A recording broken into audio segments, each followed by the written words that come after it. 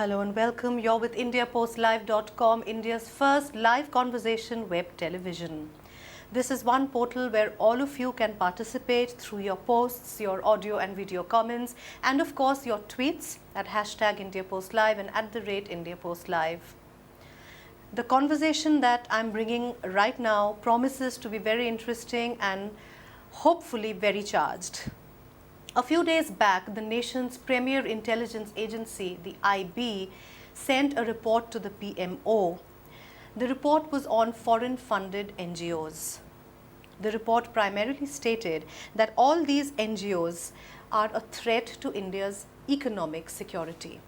Needless to say, that report, which was leaked to the media, raised a huge furor among social activists, environmentalists, and anti-nuclear activists.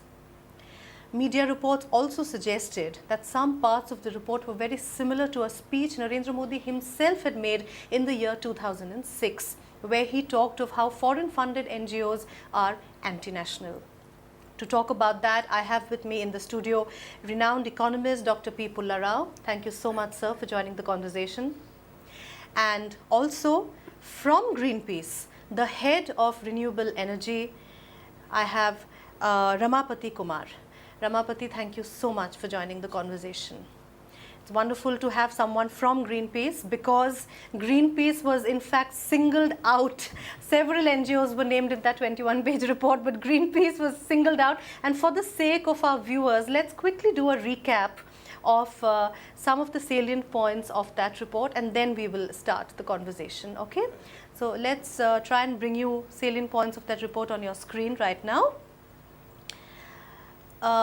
Okay, several FFNGOs are negatively impacting economic development.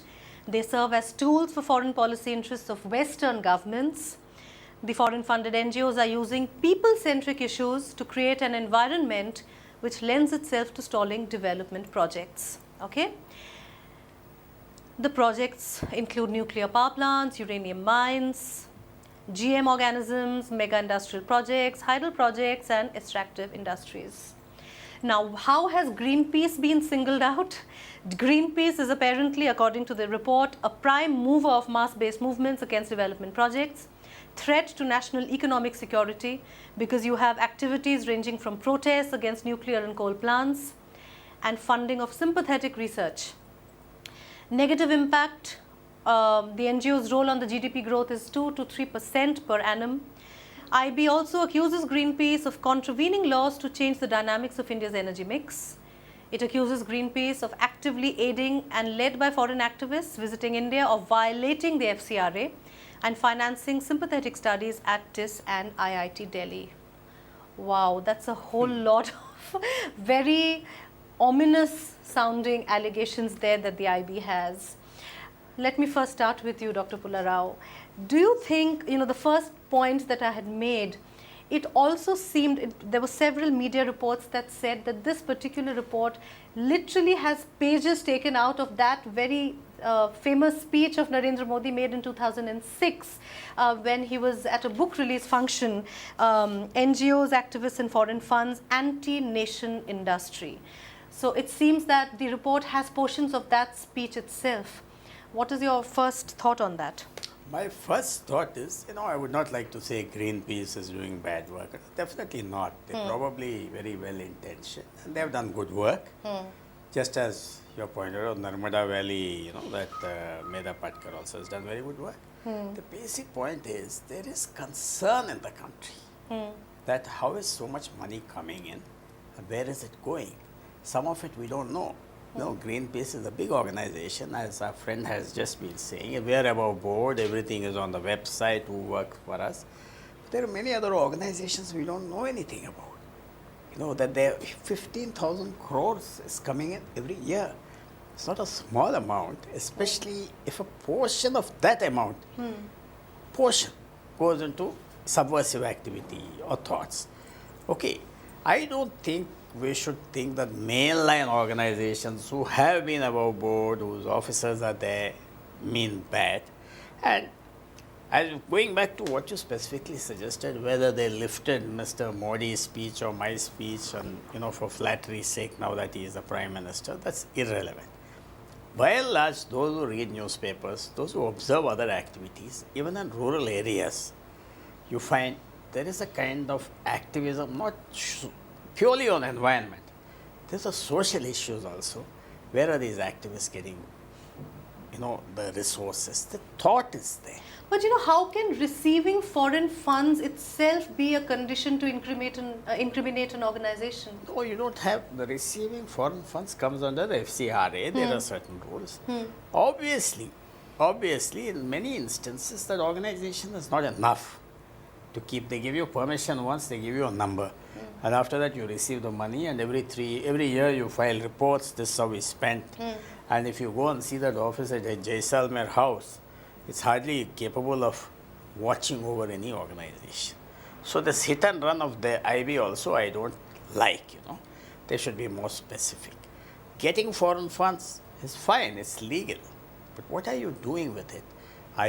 How are you spending it? Is there a vested interest in keeping ferment up? And I'm not referring to, I stress again and again, say Medha Patkar has done fantastic work.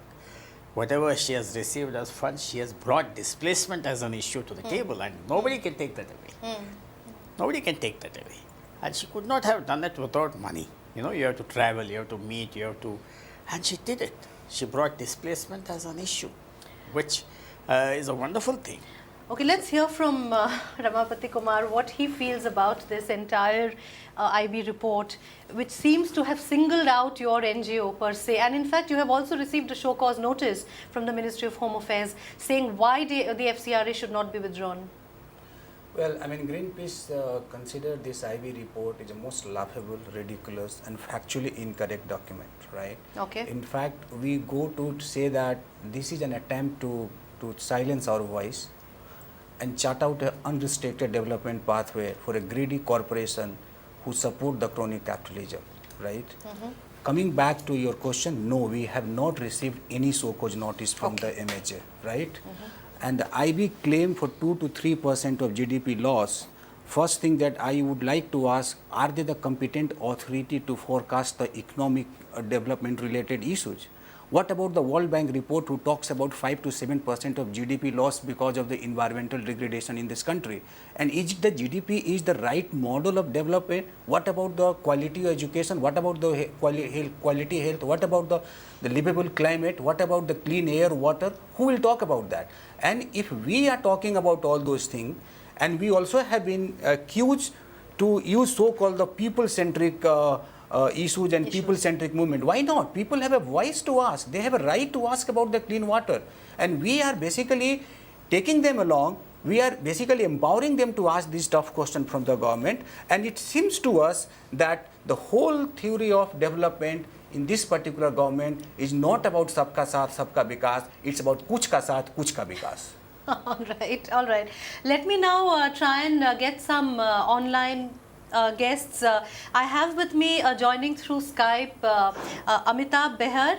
Amitabh is Executive Director with National Social Watch. Amitabh, welcome to the conversation. It's very nice to have you. Thank you. Thank you.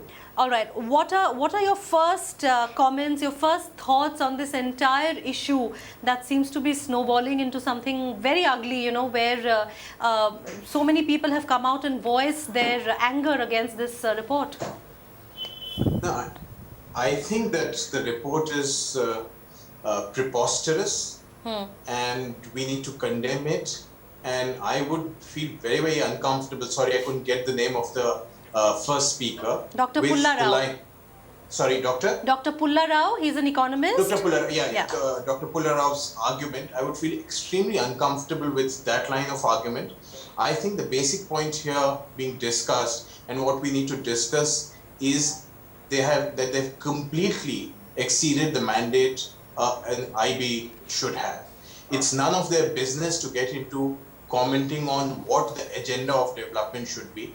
It appears as if anybody who has an alternative vision of development, alternative vision of how people should lead their life, is seen as anti-development and anti-Indian. I think there's a huge problem that this is a question of democracy. And I think the whole question of whether the money is coming in or not needs to be seen from a legal lens. There are enough provisions through which they could actually try and find out where the money is going. If there are any violations of the law, then the law of the land should take its own course. But you cannot bring in the conversation to this level. Let me just say two more things here. One, I think what you need to also look at the report. I think it's absolutely ridiculous report, because every fact in that report is already in the public domain. Look at a Greenpeace document and you'll find all the stories that they're talking of, it's in public domain. What is not there is the stupid inferences IB draws from that. So I think that we need to understand. And it seems almost ironical that every page then says a secret document. It's really ridiculous that you take things from an annual report of a public domain of a large INGO like Greenpeace and then say it's a secret document and come up with conclusions that 3% of the GDP is getting stalled because of these activities. Second, to challenge this whole notion that foreign money comes in and comes into the NGOs for some kind of subversive activities, the level of scrutiny the NGOs need to go through to receive foreign money is much greater than any other form of foreign money coming into this country. So when you talk of foreign direct investment in businesses, we roll out the red carpet, we go all out. We talk of single window clearances to get the foreign direct investment to this country. But when the money is coming through several layers of scrutiny, through FCRA, there's always a scrutiny before who gets the FCRA, and then later, after that, every year, every FCRA entity needs to file a report.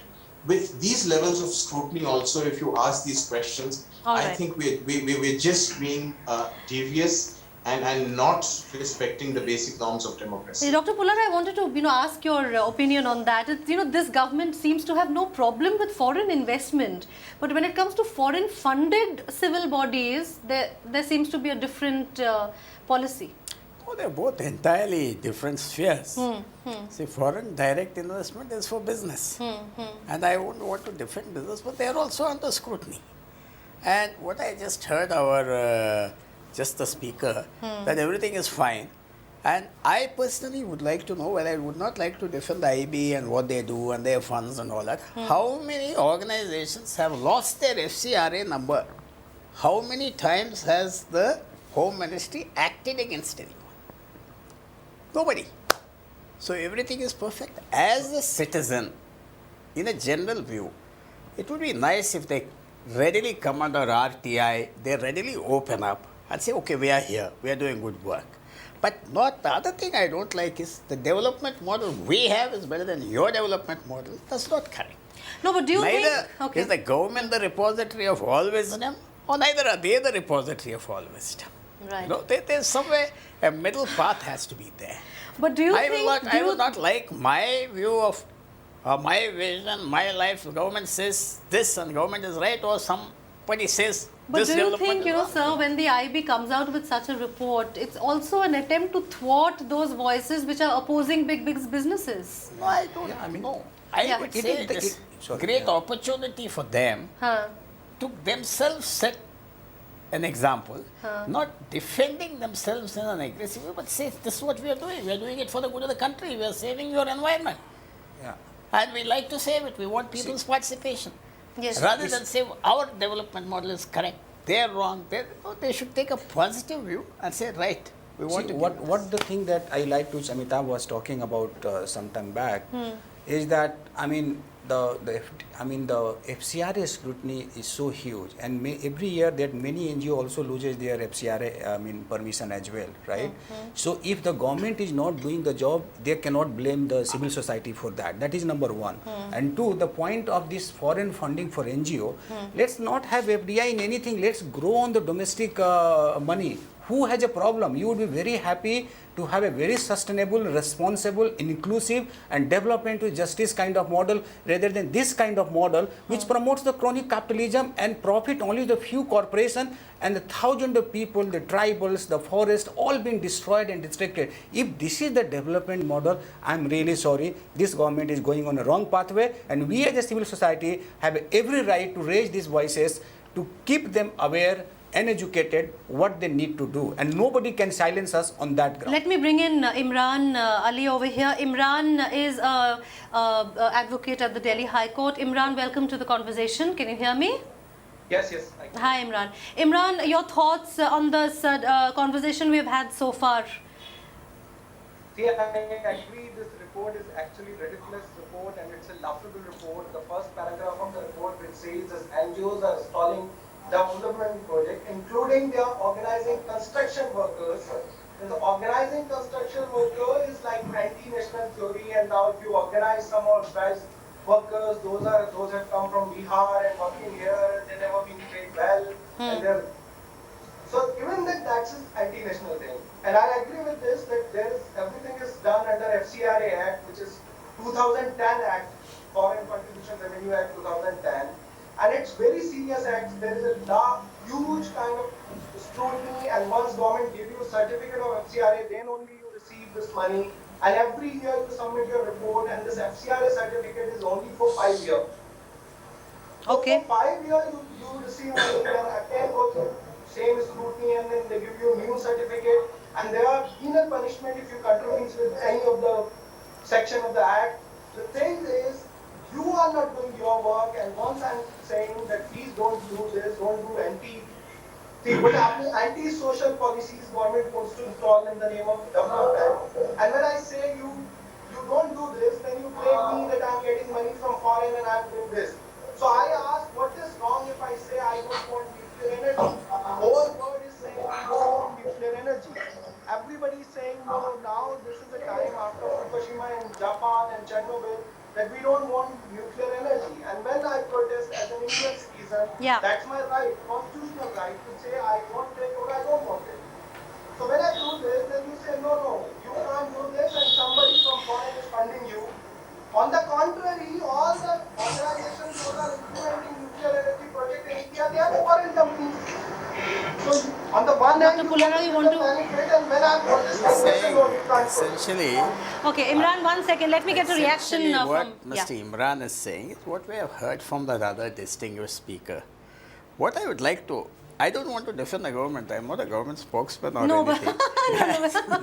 we're asking. End up defending someone for whom No, it's not whom about I'm defending. not. It's about putting But things in I perspective. want to know whether, is it not good for democracy? You consider alternate models of development also. Your model is right, government's model is right. They're not leaving any room for dialogue. They're not leaving any room for, trying to find a compromise. That's Okay, what we have I would a like caller. We just have somebody calling in from the United States to talk about this issue. We just got him. We got a participation request from Mr. Bappa Mukherjee. Mr. Bappa Mukherjee, welcome to the conversation. It's very nice of you to join us. Can you hear me? Yeah, I can. Okay, all right. Tell us what you think about this whole issue of the IP report and Greenpeace and the other NGOs. Yeah. First, I would like to thank India Post Live to give me this opportunity. I have joined such conversations before. So I wanted to mention that this IP report is not coming out of nowhere. It's part of a larger intellectual project in which the NRI community in the US, especially the Hindu organizations, have been are advocating this view for a long time, that Western funded NGOs are primarily are responsible for converting Dalits into Christianity and things of that nature. So I have posted the YouTube link on your timeline on Twitter of Rajiv Malhotra, who is a public intellectual, US-based public intellectual, who is very popular in those circles. And so this whole tirade and paranoia against NGOs is coming from a well-grounded intellectual discourse. Because I'm in the academic field, so I follow these things. So I see a very good, great parallel between their parallel media and communication structure and the American conservative movement. Because So they also have these public intellectuals who promote certain ideas, Right. and then they get transferred into public policy. Okay, but let And me you let see, just Bappa. I would like to finish Okay, with okay, this, all right, all right. because Rajiv Malhotra, Madhu Keshwar, Tavleen Singh, you see their views on NGOs are very, very similar. They all hold NGOs responsible for holding back India's economic development, and that is where this is coming from. So let us not, it is good to react. Um, have Greenpeace there, but I think we should have some right-wing intellectuals there to actually articulate this view, Okay, because you this talked is of the view that right-wing is driving intellectuals. public policy. You talked of right-wing intellectuals. I'm going to take you up on that. Somehow, Bappa, this entire timing of the report, it kind of smacks of a witch hunt. Why? Because Greenpeace had taken on the Adani Group very recently. It had released a fact sheet where it accused the Adani Group of violating many environmental norms regarding its SEZ project in the Mundra port. It accused the Adani Group of killing and doing away with vast areas of mangrove forests. Now, it seemed that fact sheet came out in March 2014, if I'm not mistaken, and just after that, and 2 weeks after Mr. Narendra Modi comes to power, this report comes out. It is the timing which seems suspicious in various parts of the media and also among many civil societies. So you talked of the Hindu intellectuals, right-wing intellectuals. So the thing is that so that is what is driving public policy. It's very similar to the American conservative movement. Their think tanks develop policy when the Republicans are out of power. When a Republican administration comes in, then you see elements of those ideas getting translated into public policy. So that is, I think, what is happening here. But I would again, I'm a Aam Aadmi Party sympathizer. So again, I would like to say Arvind Kejriwal was again right, and I told you so. Again, in this report, Bappa, it also talks of how a particular Aam Aadmi Party candidate who was earlier working with the Greenpeace was helped, and he has clarified, Pankaj Kumar has clarified that he had left Greenpeace before he joined up. So, yeah. Please respond. Yeah. In fact, this is the true insult of democracy. Actually, in our country, everybody is free to fight election. I mean, from any party or from any place, right? Like not. I mean, in this particular election, many people from the media stood up for, say, like a various party and all. All these media are the anti-national, right? Greenpeace does not associate with any political party, right? People are free to basically fight election. When they want to, they basically resign and they fight the election, right? We did not fund a single paisa on any of this political campaigning. Forget about this gentleman. Anybody, even in past, or say like it cannot happen in future. On the NGO bit that he was talking about, I mean, this is where exactly we need the transparency and accountability. You cannot basically go and basically try to kill few civil society who are trying to raise the voices of people, whereas many right-wing groups, right, many NGO who are receiving and they are trying to promote their agenda, nobody is talking about it, right? Why don't you bring everybody under the RTI lens? Bring the political party, bring the corporation. So We this are open. has stirred a hornet's nest, this particular report. Let me bring in Pradeep Basak. Pradeep, there seems to be a video issue, but Pradeep, can you hear me? Pradeep is a researcher at the University of California, Irvine. Pradeep? Yes, I can hear you. Hi, Nilanjan. Pradeep. Hi, Pradeep. Hi. Welcome to the conversation. Okay, we have a video problem, but we can see your picture and we'll suffice. What are your thoughts on this conversation we are having? Nilanjana, I have 3 points to make. One, the right to dissent which every citizen has. Unfortunately, the IB report combines it with the NGO's activities. Apparently, it says the right to dissent in all the developmental projects, so-called developmental projects, are being incited by the NGOs. It's factually incorrect. Are you able to hear me? Yeah. It's factually incorrect. I can give you several instances where there are no presence of NGOs, but people have campaigned against development project. One of them, which is mentioned in the report, is POSCO. I have very closely watched the anti-POSCO development, extensively written on it.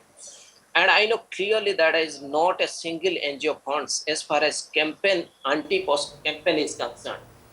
Right? So that's one. Two, the report is dangerously biased. It's bad. Come to point number 34, where the IB report says that apparently the NGO activism influenced the decision of the government, which was recommended by the Parliamentary Standing Committee and Supreme Court Technical Committee to for a 3-year moratorium on GM, BT Pinjal and GM testing. So, it where IB reports doubts about the impartiality of these two committees, Parliamentary Standing Committee and Supreme Court appointed Technical Committee. The next para it says, it apparently takes the argument of pro-GM researchers and biotech companies to be correct. Pradeep, So- let's not get into the nitty-gritties of this report right now, because we've kind of moved up. We have to wrap up the conversation as well. What I would really like you to do is, since we are not able to see you on video, I would like you to post your comments on indiapostlive.com. Post us your tweets, and we'll definitely take it up. The conversation will continue on the portal. Pradeep, Nilanjana, one more point. Let yeah, me very make. quickly, please. Very quickly. Yeah. Yeah. Look, POSCO project has a foreign direct investment of 50,000 crore rupees, right? Yeah. One minister from South Korea comes, directs the India government to clear all the hurdles in the way of POSCO project, and in 4 days' time, that resounds in Jagat Singhpur district, the proposed POSCO area, and the state government sends police to beat up people there. Is this also the influence of foreign fund? If that is so, then that should also be investigated. Yeah. All right. Pradeep, thank you so much. Your point taken. And please remember to post your thoughts. Dr. Pulla Rao, you've been sitting silent for a very long time. We just want more scrutiny. There should be no condemnation of anybody's right to dissent. And there should also be a discussion on what kind of development model. Neither this is right, nor the self-righteous way of saying ours is the right model also. All right. It doesn't sound very nice. Have a discussion, come forward, and as our friend has suggested, they are ready for RTI. Let the political parties also come under the RTI, let the courts come under the RTI. Be transparent, welcome this discussion, put in place systems so that citizens also feel comfortable. But don't you have anything to say about the timing of the report and the fact that the issue I raised about the Adani? Probably it is a very ham-handed way of releasing a badly written report also, I can only say It was the released report or should not, have that's also the been question. more sophisticated, the report should have been more secretive, then it would have had more value. The way they have released So do you it. think it all went haywire when it was leaked to the media? Is Somebody that... must have been anxious, for whatever reasons. It was not done well. There was no sophistication. And my only worry is that our intelligence agency should be more sophisticated so that we are safer. This is exactly the question. Also, there have been a lot of questions raised about your manner of holding protests. What you did outside SR. You climbed on their building and you put this huge hoarding saying we kill trees. A lot of people, you might have made a lot of enemies that way. Well, we are not afraid of that. What we basically want to raise the issue to the door of the corporation who are not listening to the right of the people, right? And we went there and we asked basically SR to stop basically destroying the forest in the Mahan area where the thousands of people are going to be displaced. Now, this is our way of basically bringing the issue to the doorstep of the corporation and the government, and there are many other ways, right? If this is the way, if it is going to basically to be effective, so be it. We are completely comfortable and we will be doing this kind of activity even in future. No one can stop us. Not only in SR, we have done many activity and program on various other issues which has resulted into a positive development, and we would like to chart out a plan which is very inclusive and development to justice, and we would be doing that. Okay.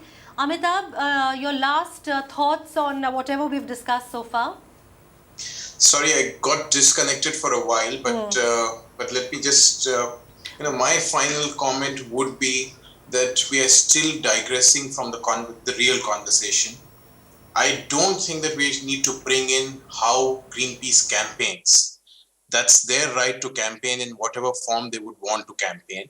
I think the critical question is, based on facts which are already in public domain, which are part of governmental scrutiny, IB is drawing inferences which are totally wrong and which are clearly in bad taste. The idea here, what they're claiming, and there I would want to disagree with Dr. Rao. In fact, we are absolutely for multiple ways of looking at developmental paradigm. Whereas the IB report is primarily saying that there's only one way of looking at Indian development, and anybody disagreeing with that developmental framework is anti-national. I think that's the biggest problem, that IB does not understand and does not appreciate the right to alternative perspectives and the people's right to dissent and organize for people's right. Thank you. All right, Amitabh, thank you so much. But the basic point of the conversation that I was trying to raise was about a witch hunt. Could there be a possible witch hunt after Adani's report and after, the manner in which they have been coming out with, taken on several big businesses. Imran, your last comments, please. See, I tell you, this is timely report because this is the time when they want to implement their strategy of development, whatever so-called development, which is Adani, Ambani, and Vedanta development. They want to do it. So that this is the perfect time when they want to say, everybody, if you will shout, then be silent. We will put you into jail. That's how this is a test. Actually, they put this report. This is the first time the IB report is leaking like this. Yeah. Everywhere it's available, and then it's a test, and they're challenging the NGOs and public. See, we are testing this. If you don't protest, then we'll go ahead and we'll do this.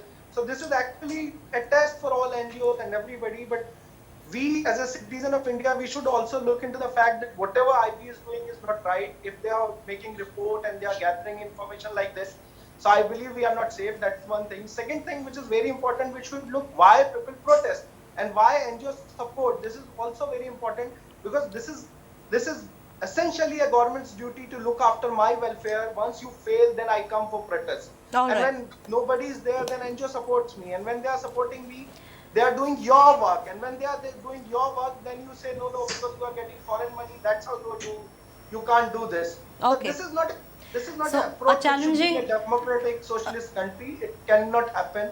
What they are trying to do through IB or dictatorship or government or whatever. So I believe this should not be done, and everybody should come out and we should protest against this. This is not a democratic way to function of a government. All right, Imran, thank you so much. Challenges ahead for NGOs is what Imran is saying. Bappa Mukherjee has been wanting to make a point. Bappa? Yeah, I mean, I just wanted to end by saying that we should not get lost in the legalese here. The goal here is not to arrest Greenpeace activists. It's to slander them, and because again, Aam Aadmi Party went through this. Who are we to call activists dubious, Bappa? Who is calling them? I'm telling you their strategy that they are not interested in booking Greenpeace activists or sending them to jail under any kind of charges. Their only goal is to slander opponents. So because that is the strategy they have adopted against Aam Aadmi Party also, when they kept on raising the foreign funding issue, but neither this government nor the previous government did any thorough investigation on its foreign funding. So the goal here is to slander in the media so that there is a doubt created in the way these organizations function. Same as there's a doubt created about AAP that they get. And why is no one talking about India's largest NGO, the RSS, and the foreign funding it receives? The reason is very simple. I mean, when Arvind Kejriwal says that the media is bought out, then people like you react that we should not be talking like this. But that's not happening. It's so easy to blame the media. It's so easy to blame the media. You cannot. When we raise these issues, we are branded as not having faith in the Indian Constitution and not having faith in the Indian Penal Code.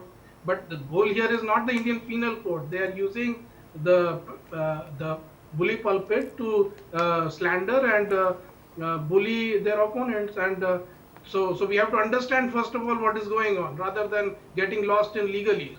So this is not a legal question. This is a political tussle and rather a legal question. This cannot be settled in courts of law. So you don't think that the IB report smacks of something? Saying that, yeah. So this is not something that can be settled by RTI. You don't think the IB report smacks of sycophancy? No, I do. That's what I'm saying, that this is a slander campaign. I mean, so, and I also would like to say that, I'm not in favor of all what the NGOs are saying. I'm very much in pro-market, and I'm, because I was with Dr. Pulla Rao and we had a discussion about railways, and I cannot for the life of me understand why India doesn't import more technology from Japan. And he was giving a very protectionist argument. So I'm in favor of all right, let's not digress. Bappa. But this is not what is here. What is going on is a slander campaign. Let's continue the conversation online through your audio post and video post and your tweets. Last comments from my studio guest, please, Dr. Rao. No, it's nice to have these discussions. It brings out various views. And as I've been repeating, there are many development models, and I also feel that this issue will not go down now because now it's out of the open. There will be discussions on how sophisticatedly our activists handle it. It will show them, how you handle this challenge. It's a challenge for you to continue to do your work and reassure the nation that we are doing good work. It's a challenge for you, not for citizens. So that's up to them how they rise to this occasion. A challenge for you, Ramapati Kumar, and do you think that, tough times ahead for you now? Not at all. We don't think that we have a tough time ahead. In fact, we are quite confident that the pressure by few companies and this government will not work in their favor, right? We are going to basically continue doing our work as we had been doing in the past, and we will be strongly raising all those voices which basically crush the people's right. And this kind of act of government is not going to succeed. In fact, government should consider the civil society space in terms of improving the developmental program, agenda, policy, and they have to learn from that rather than to basically do something like this, which is unaccepted in Indian democracy. All right. Thank you so much. I would like to thank Bappa Mukherjee. I would like to thank Imran, Amitabh. Thank you so much to all of you for joining the conversation with your perspectives. And of course, the conversation will continue on www.indiapostlive.com with your video comments, your audio comments, your posts and your tweets at #IndiaPostLive and @IndiaPostLive. Thank you so much for joining, and this conversation absolutely must go on. Thank you so much.